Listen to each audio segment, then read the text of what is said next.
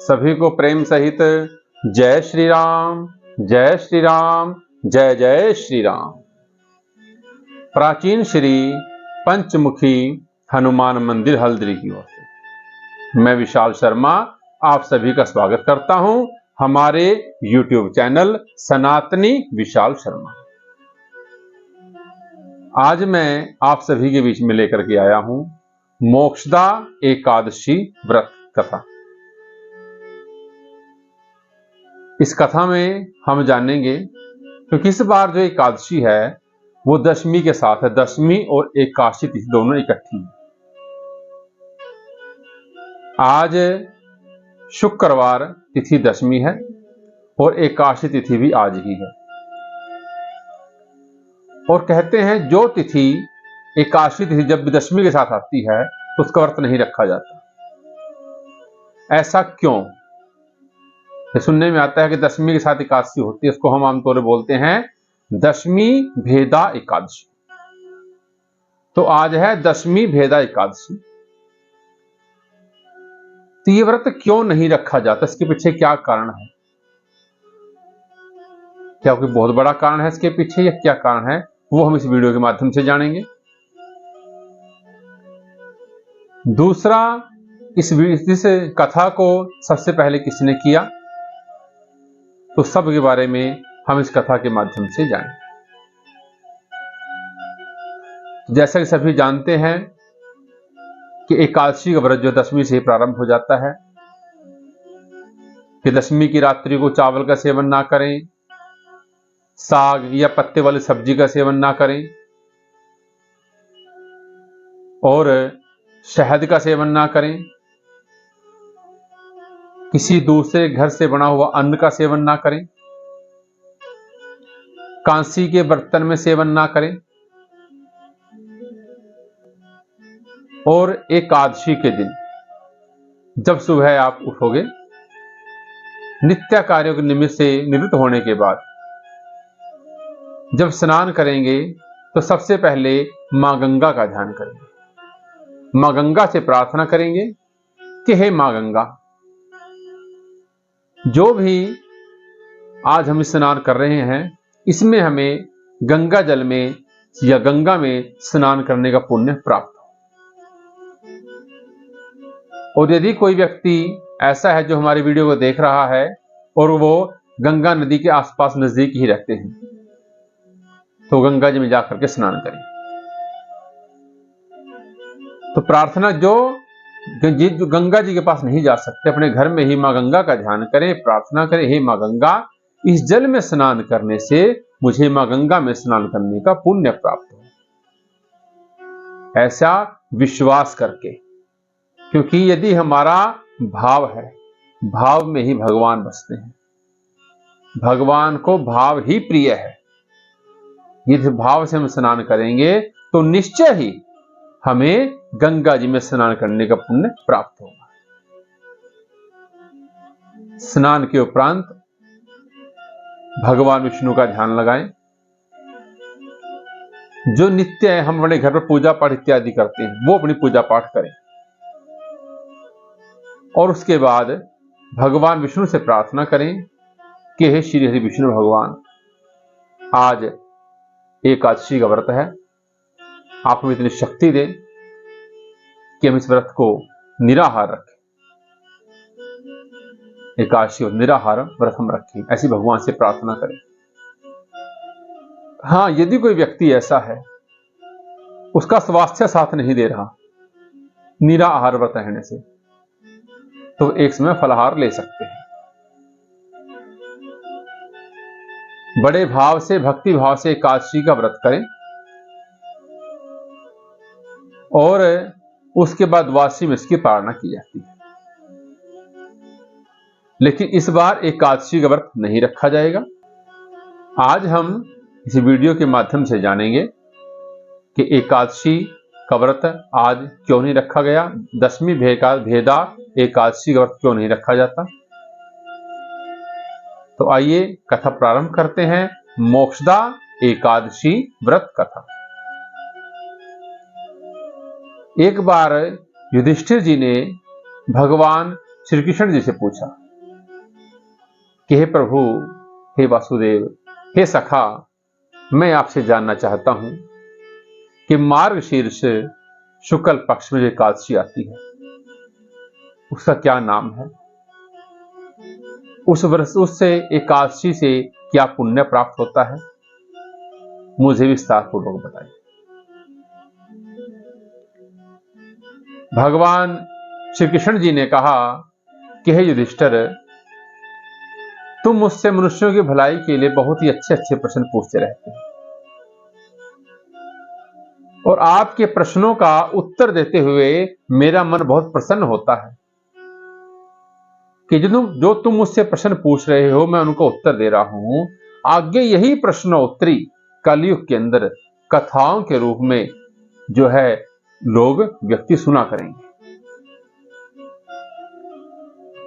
तो मुझे मेरा मन बड़ा प्रसन्न होता है, बड़ा मन गदगद हो जाता है जब तुम मुझे इस प्रकार के प्रश्न पूछते हो, क्योंकि प्रश्न जो है वही व्यक्ति पूछता है जिसके मन में कुछ करने की इच्छा होती है, कुछ जानने की जिज्ञासा होती है, वही व्यक्ति प्रश्न पूछता है। प्रश्न पूछता हुआ व्यक्ति कभी छोटा नहीं होता। यदि हम किसी को कुछ प्रश्न पूछते हैं तो उसमें कभी ये न सोचें कि मैं प्रश्न पूछ रहा हूं इससे मैं छोटा हो जाऊंगा। मोक्षदा एकादशी व्रत, जैसा कि नाम से ही प्रतीत होता है, मोक्षदा अर्थात मोक्ष को देने वाली मोक्षदा, यशोदा यश को देने वाली यशोदा, तो ऐसे ही मोक्षदा एकादशी व्रत है, मोक्ष को देने वाली। अर्जुन युधिष्ठिर जी ने कहा कि हे प्रभु, इस दिन आपके किस रूप की पूजा करनी चाहिए? भगवान कहते हैं कि इस दिन दामोदर रूप में पूजा की जाती है।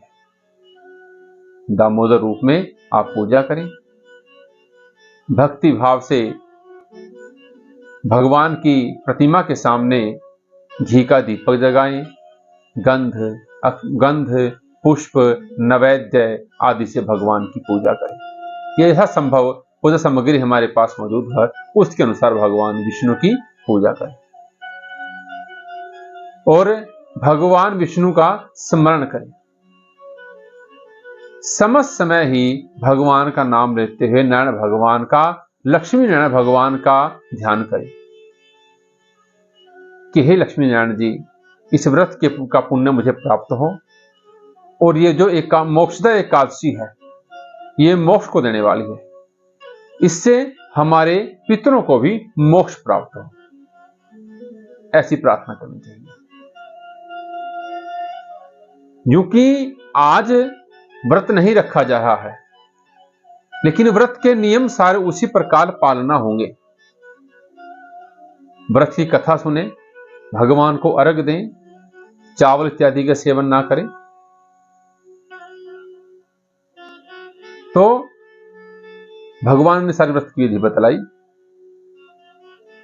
अब युधिष्ठिर जी कहते हैं कि हे सखा, आप मुझे भी बतलाइए कि मोक्षदा एकादशी का व्रत कब और किसने रखा सर्वप्रथम। भगवान कहते हैं कि गोकुल नामक एक नगर था। गोकुल नामक एक नगर था, उसके अंदर वैखानस नाम का एक राजा राज्य करता था।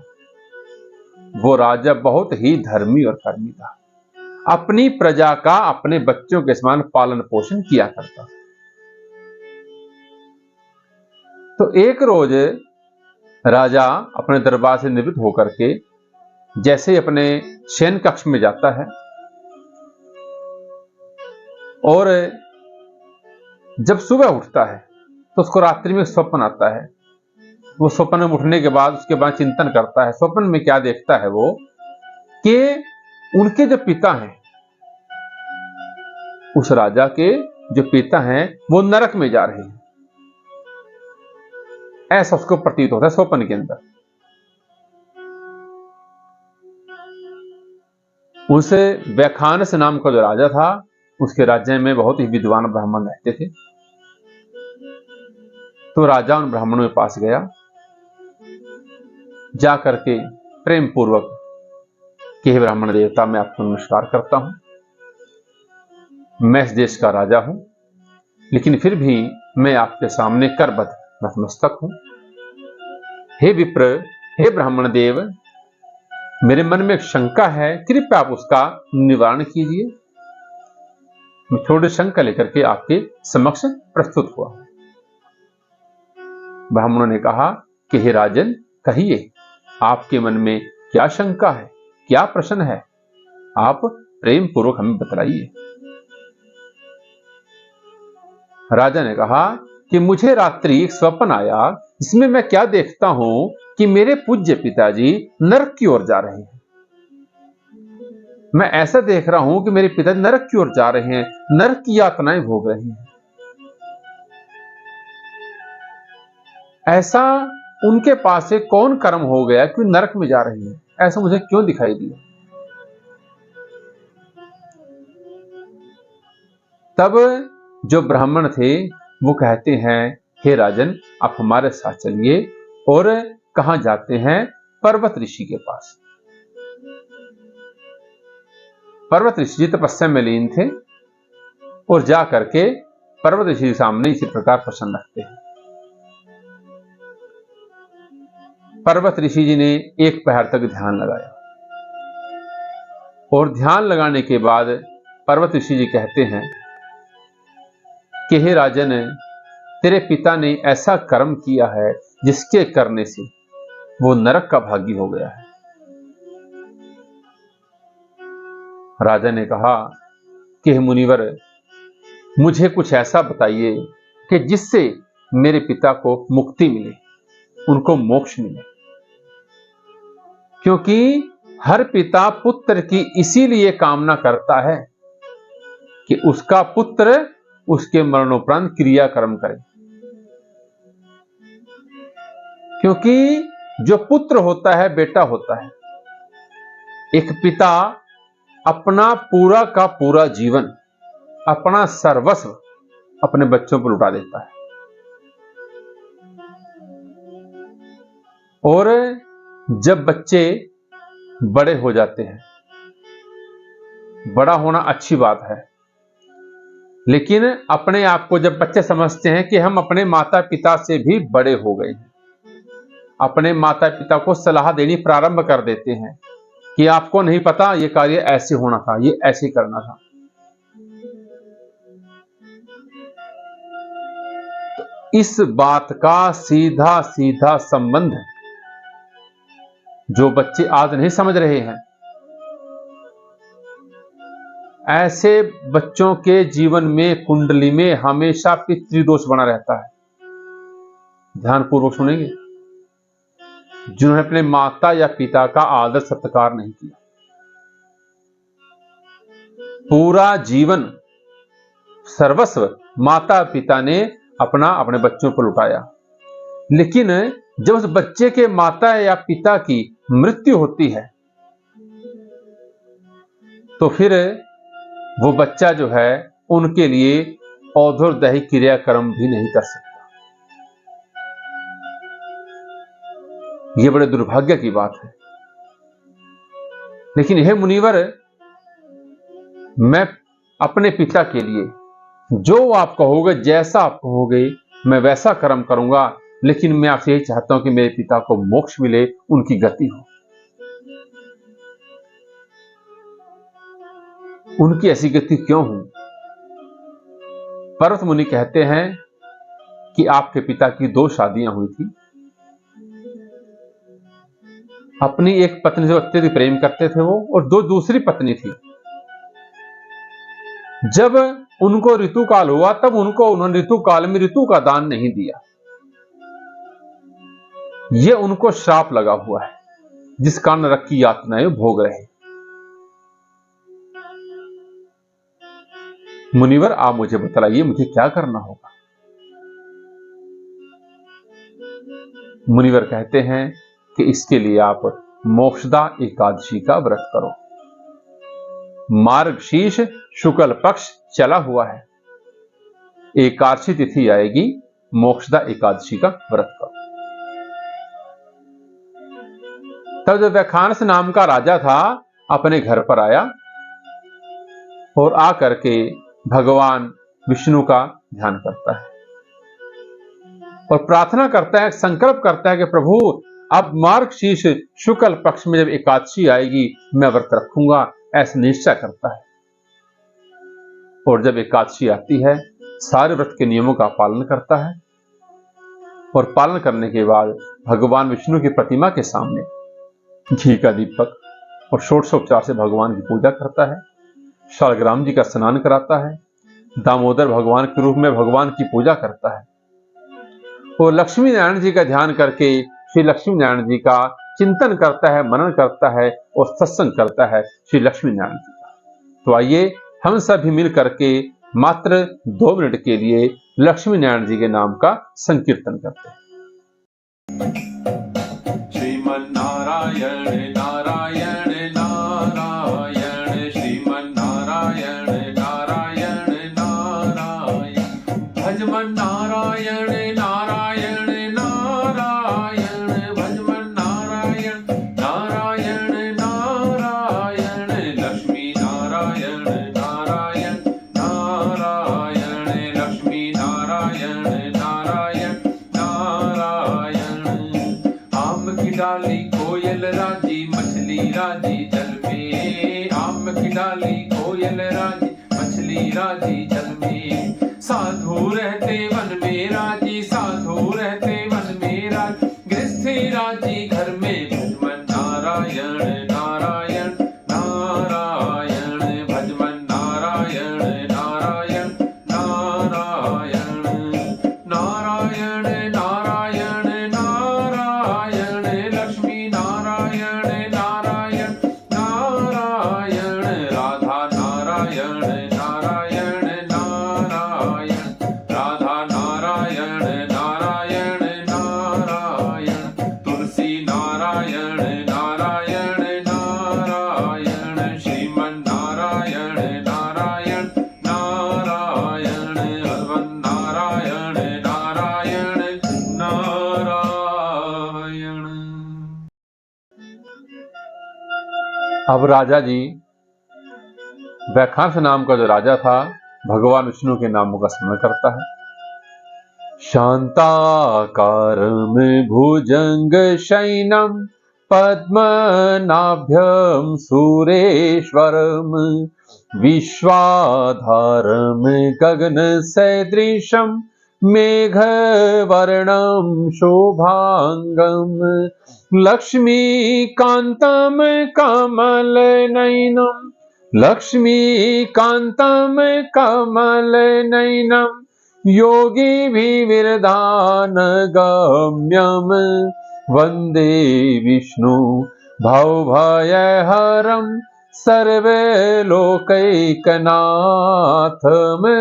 सर्वलोकैकनाथम्। ओम विष्णोरराटमसि विष्णो शनपत्रे स्थो विष्णो सयूरसि विष्णो ध्रुवसि वैष्णवमसि विष्णवे स्वाहा देवता भयश्च पितृभयश्च महायोगी भय एव च नमः स्वाहाय स्वधमेव नित्यमेव नमो नमः नित्यमेव नमो नमः।